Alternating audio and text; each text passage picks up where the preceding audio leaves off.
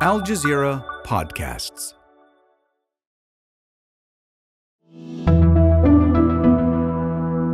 Today, a city once filled with lakes and rivers is now in danger of drying up. Mexico City, one of the world's most populous cities, could be just months away from running out of water. Some residents are struggling to bathe and flush their toilets.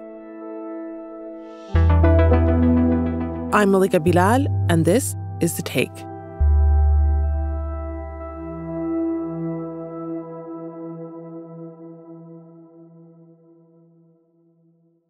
It's spring break season in Mexico, a time when tourists pour into hotels and Airbnbs around the country to spend vacation among Mexico's beautiful scenery.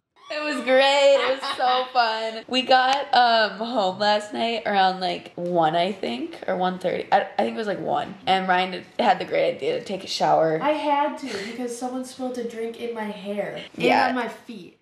But in Mexico City, a tourist destination of its own, residents are dealing with the drought of natural and man-made causes. Several factors are affecting the water supply, including poor infrastructure and years of abnormally low rainfall. It's been brought on by a combination of geography, mushrooming growth, and leaky infrastructure, all compounded by the effects of climate change.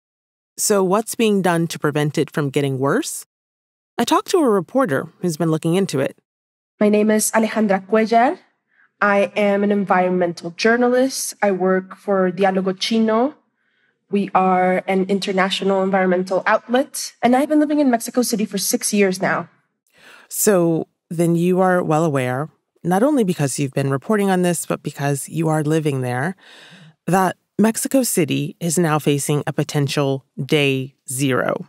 The 21 million inhabitants of the metropolitan area are suffering a 25% drop in supply due to insufficient rainfall last year.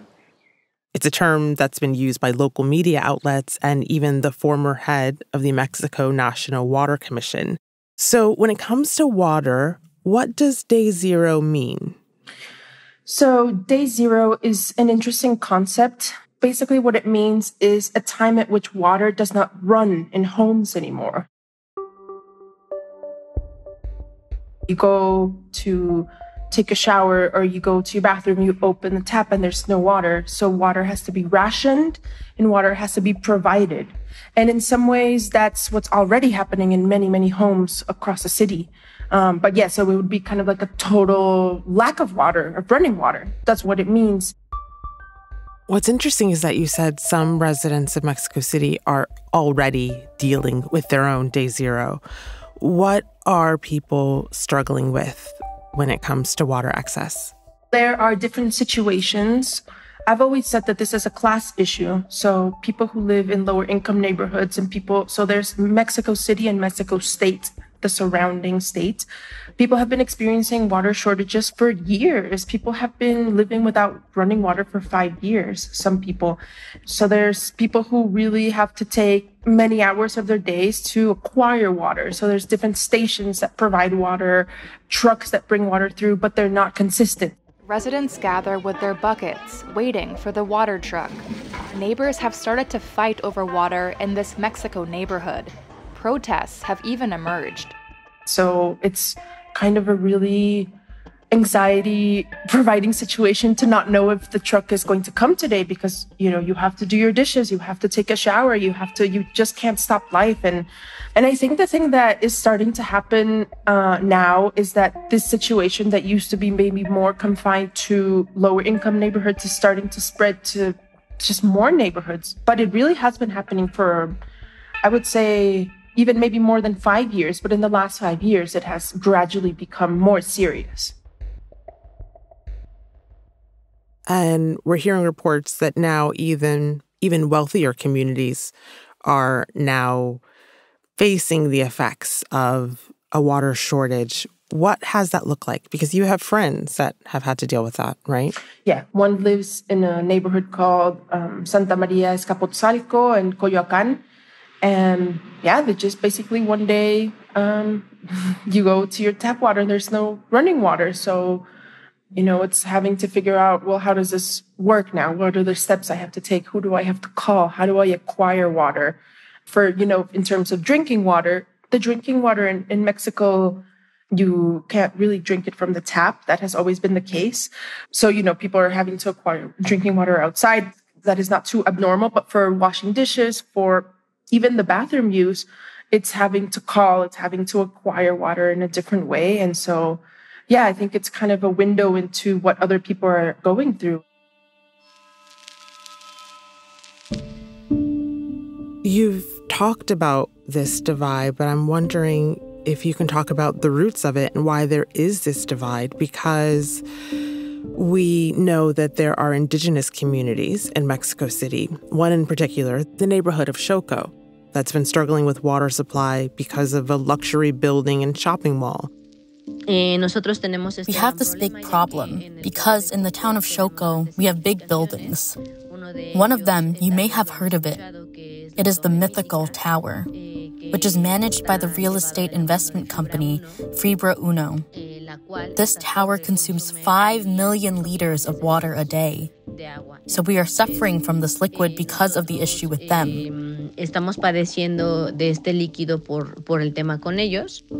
And it's only recently that we begin hearing about this happening in wealthier neighborhoods, which perhaps cynically is why it's now making more headlines. Why is there this divide? The thing that's interesting about water is that it's a system, and it really brings awareness about how cities are all connected. When the problem is happening with a system, it's systemic.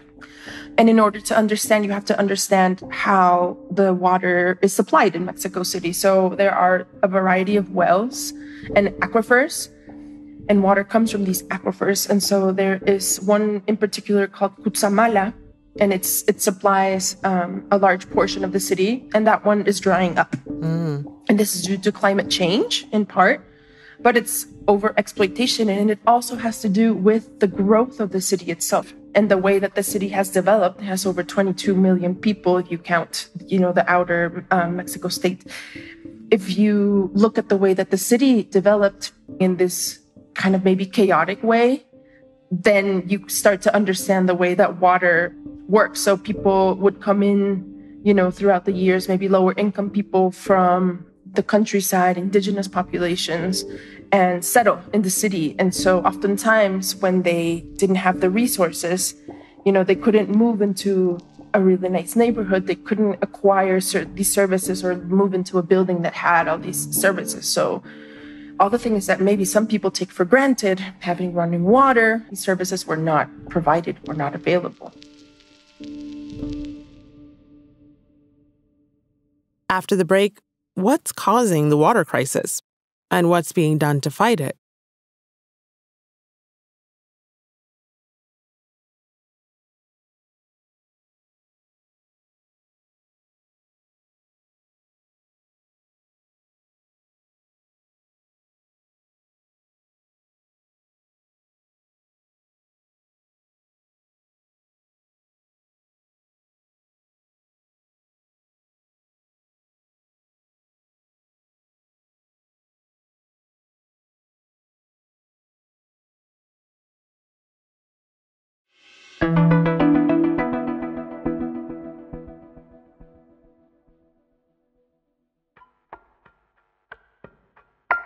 Some residents of Mexico City are newly bracing themselves for the day the taps run dry. But for others, they've been facing a water crisis for years. And that includes members of an indigenous community that we talked about earlier in the neighborhood of Xoco. My name is Addi Palacios. Addi told us that she and her community have not had a continuous supply of running water in nearly a decade. They are charging us a supply, which we don't have. We don't have water from 7 days a week. I can tell you that they only provide us with water for 3 days. And it's not a continuous supply. And on top of that, the supply is cut at certain hours of the day. So that doesn't give us a lot of time to be able to wash dishes, clothes. And she says it's partly because of a luxury building next to her that uses up 5 million liters of water a day. The big construction companies have dared to build high-rises 15 to 20 stories tall with a large population. Plus, we have wells where there is no water. So the people of Shoko have resisted too much, according to the violations of our rights. And she says they've been protesting, but that the government has only responded negatively to their demands. The government does not support us at all, but quite the opposite. They have attacked us. They have persecuted us precisely for being defenders of the territory, for being water defenders.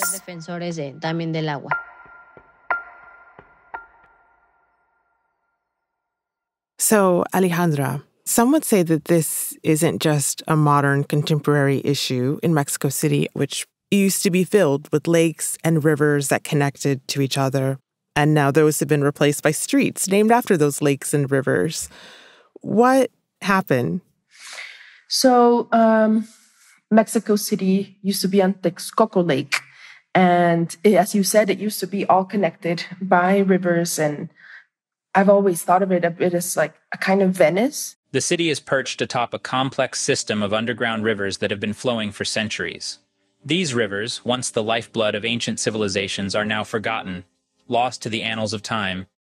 And there still is a bit of that left in an area called Xochimilco. It's in the south of the city.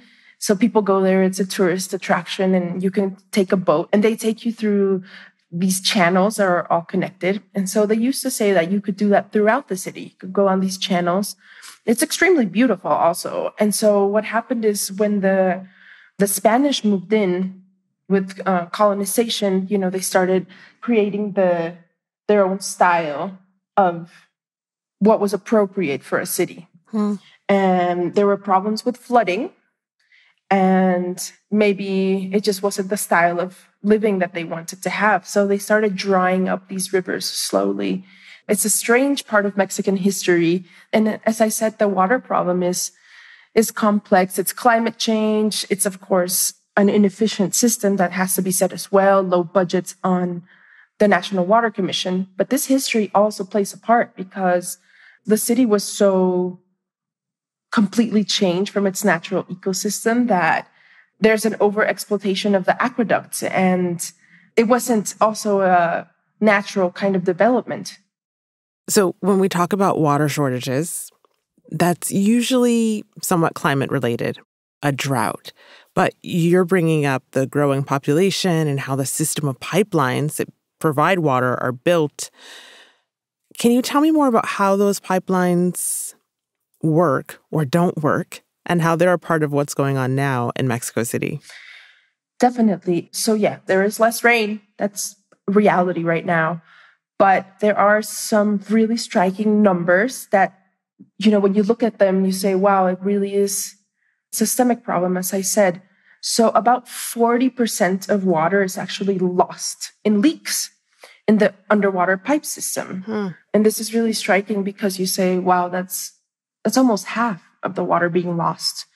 And so a lot of government projects have been based on trying to fix these leaks. The problem is these pipes are old. Also, Mexico City is an old city, and it just hasn't been maintained correctly.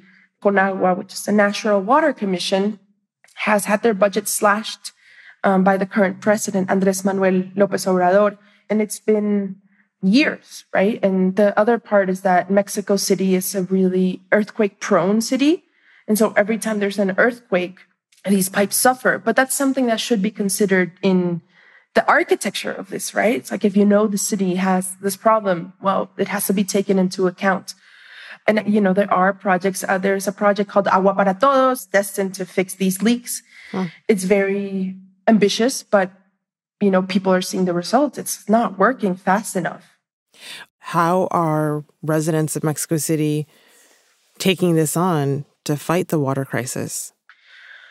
Because this is not a new problem, there are people who have been thinking of really, really innovative ways to kind of deal with this. And so there are several projects across the city.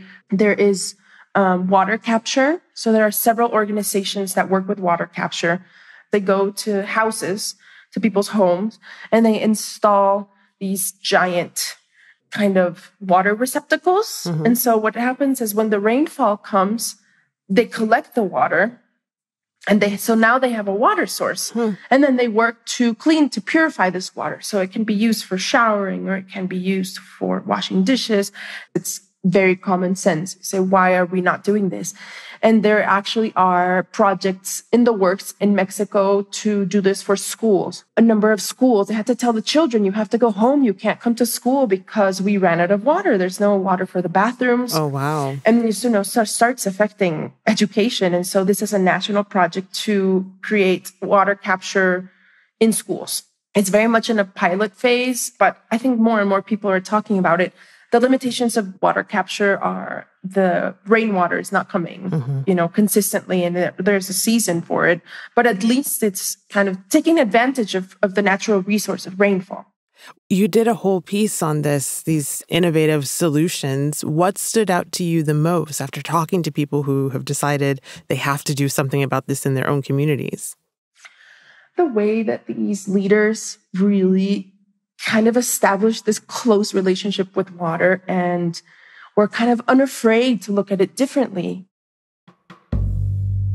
We take it for granted. We're busy. We don't want to be thinking about tap water, the bathroom that I'm using. But these people stopped and were thinking, I need to change the way that I go about my daily life. Yeah. And I think that really stood out for me, because when we think about climate change, we're often waiting for like a big country to rescue us or a big package of money to come in. And, there are all these like giant things that we're thinking about, when these people were thinking in small scale and personal scale. And because change is hard. Right. Change is really hard. And I'm not saying that governments should not. They definitely, absolutely should be involved. And all of those things are important. But it spoke to me as a person, right? As a person who uses water.